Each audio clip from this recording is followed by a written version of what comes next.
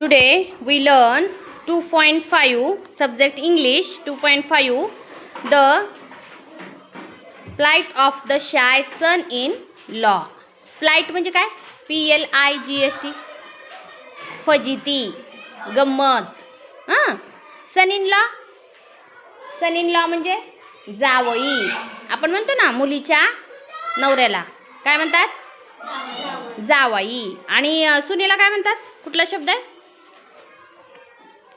Daughter in law. Daughter म्हणजे मुलगी. In law शब्द असला की ती सासरकडचे शब्द आहेत असं समजायचं.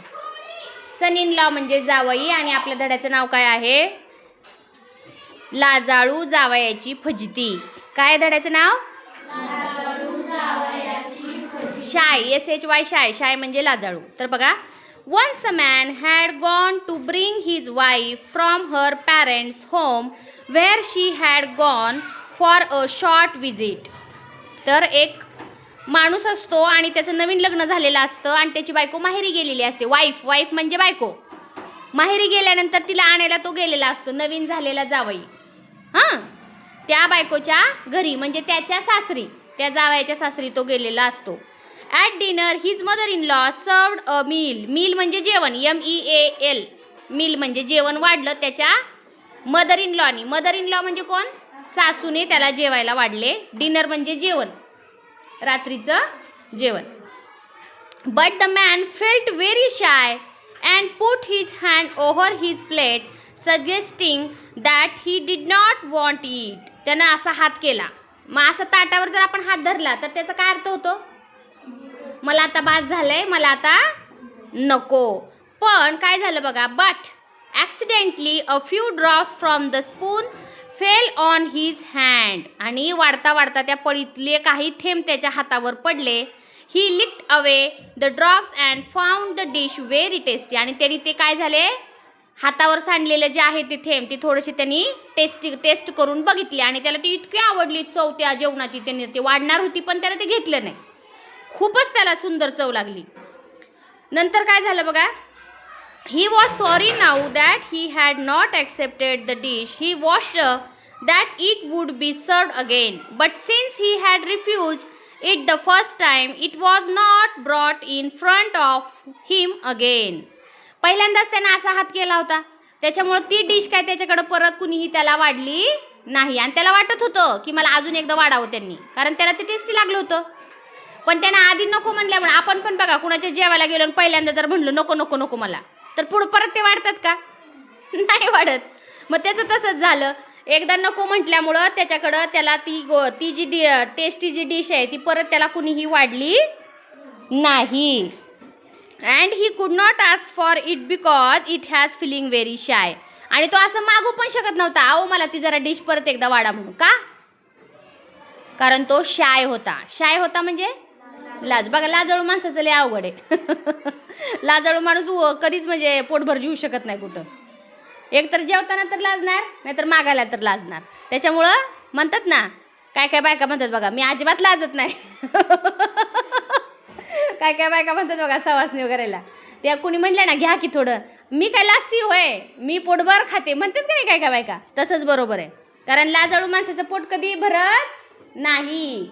पुढं, in olden days men were as shy of their parents-in-law as women were of their in-laws. But the man could not control his desire to eat the dish. So at night he told his wife about it. मग संध्याकाळ झाली, रात्र झाली आणि सगळेजण झोपायला गेले. मग हा त्याच्या पत्नीसोबत जेव्हा रूममध्ये होता तेव्हा त्यानं त्याच्या पत्नीला सांगितलं की अगं ती डिश आहे ना मला खूपच खावीशी वाटते.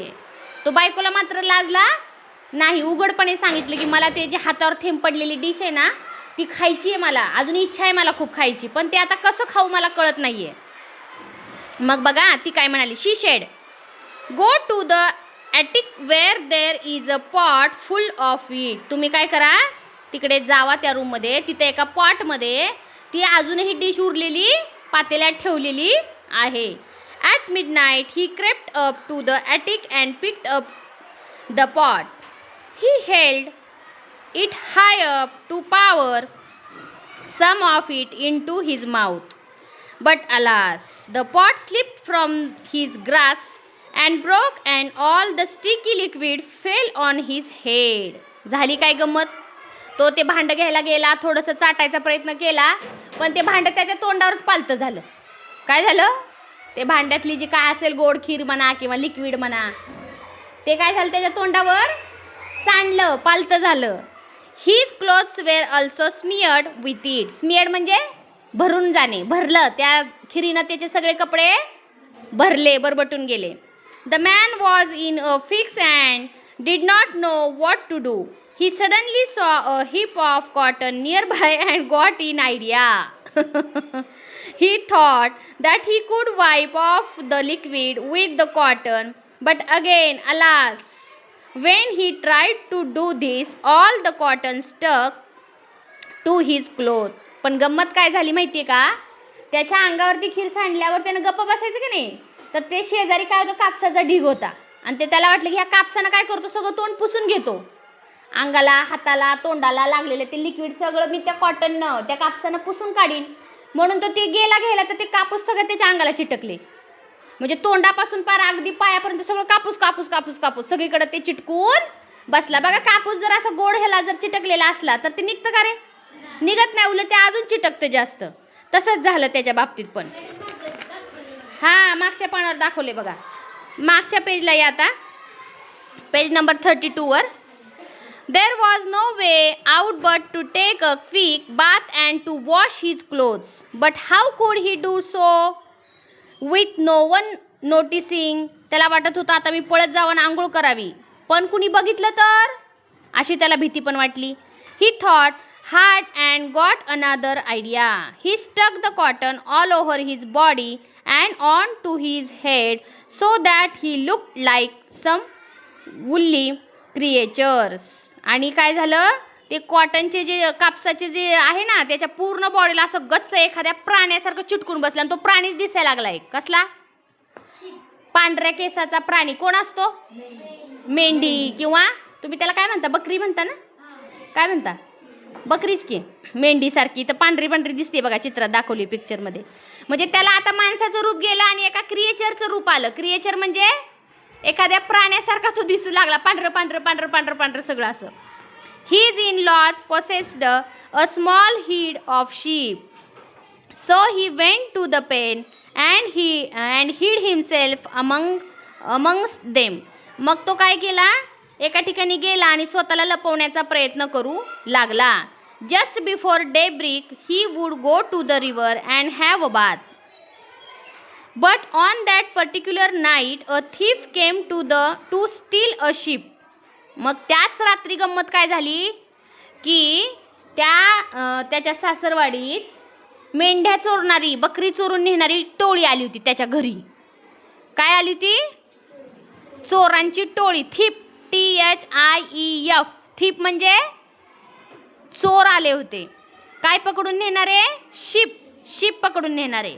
The thief naturally wanted the heaviest one, so he lifted each sheep one by one to find the heaviest. आणि ते काय करायला लागले, जी जड शिप आहे ना, तिलाच उचलून न्यायचा प्रयत्न करू लागले. कारण काय होईल रे, जास्त जड शिप नेली, जास्त जड बकरी जर नेली तर काय फायदा होईल?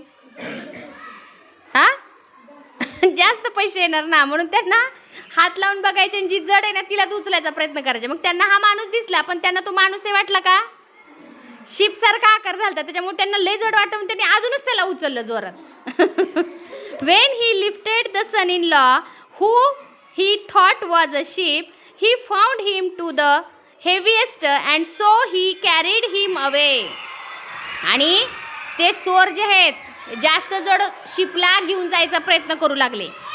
After walking some distance, the thief got tired and was about to put the sheep down on the ground. आणि नंतर चालता चालता चालता एका चोरला वाटलं बापरे मला लय जड झाले, म्हणून त्यानं काय केलं, त्या जावयाला खाली ठेवायचा प्रयत्न करायला लागला तो. Thinking that the thief would throw him down, the son-in-law said, "Please put me down gently." The thief got so scared म्हणजे घाबरणे, that he threw him down and ran away. आणि जेव्हा तो आता फेकून देणार त्याला खांद्यावरून लय जड झाले म्हणून, तेवढ्यात तो हळूच काय म्हणला, कृपया मला सावकाशपणे खाली ठेवा. आणि मग त्या चोराची घाबरगुंडी उडाली. त्याला वाटलं अरे बापरे, ही काय कस काय बकरी बोलायला लागली. म्हणून तो चोर काय केला, त्याला तिथंच जागेवर टाकलं आणि सगळे चोर पळून गेले. तर अशा पद्धतीचा हा छान मजेशीर धडा आपण आज पाहिला. तर या गोष्टीमुळं काय झालं, फायदा कुणाचा झाला, त्याच्या लाजाळूपणामुळे फायदा कुणाला झाला, कुणाला फायदा झाला. अरे त्याच्या सासरवाडीला फायदा झाला. त्याच्या सगळ्या मेंढ्या चोरून न्यायला आलते ना, त्या सगळ्याच मेंढ्या टाकून पळून गेले ना. ते घाबरले, त्यांना वाटलं भूतासारखं कोण बोलायला लागले हे, म्हणून ते सगळे थीप पळून गेले. तर अशा पद्धतीनं हा छान धडा होता. धड्याखालचे शब्द बघा बाळांनो. स्मियर्ड, स्मियर्डचा अर्थ होतो पूर्ण बरबटून जाणे, भरणे. मराठीत त्याचा अर्थ आणि इंग्लिशमध्ये पण दिलेला आहे.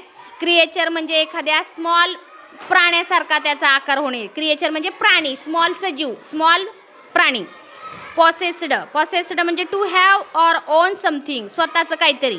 आणि जेंटली, जेंटली म्हणजे हळुवारपणे, अलगदपणे, सॉफ्टली. त्याचा अर्थ काय होतो, सॉफ्टली. तर अशा पद्धतीनं ही गोष्ट आहे. ह्याच्या खालचे प्रश्न दिलेले आहेत बघा, ट्रू अँड फॉल्स. तुम्ही ते वाचायचे आणि ट्रू आहे का फॉल्स आहे ते लिहून आणायचे उद्या. तर समजली का सगळ्यांना ही गोष्ट, सगळ्यांना शब्दपाठ केले तुम्ही ह्या धड्यातले, तर अजून सोपं जाईल वाचायला पण लिहायला पण. शब्दपाठ करणं खूप महत्त्वाचं आहे. तुम्ही जर शब्दपाठ करण्यावर लक्ष दिलं नाही, तुम्हाला इंग्रजी जमणार नाही. त्यासाठी तुम्ही स्वतः प्रयत्न केले पाहिजे. ना आईवडिलांनी प्रयत्न करून जमणार आहे, ना शिक्षकांनी. शिक्षक फक्त शिकवायचं काम करणार आहे. पाठांतर काम करायचं कुणाचं आहे, तुमचं काम आहे. आजचे शब्द लिहून घेतले सगळ्यांनी, हां ठीक आहे, ओके.